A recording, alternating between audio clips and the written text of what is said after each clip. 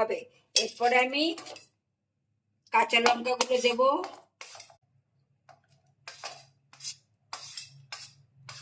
Tomato দেব,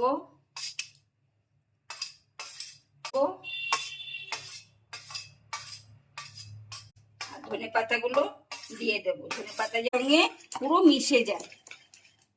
চামচি baking powder দিলাম,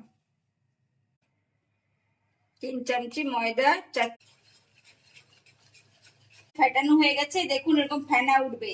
এবার আস্তে করে এটা ছেড়ে দেবেন, ছেড়ে দিয়ে ঢাকা দিয়ে দেবেন কিছুক্ষণ।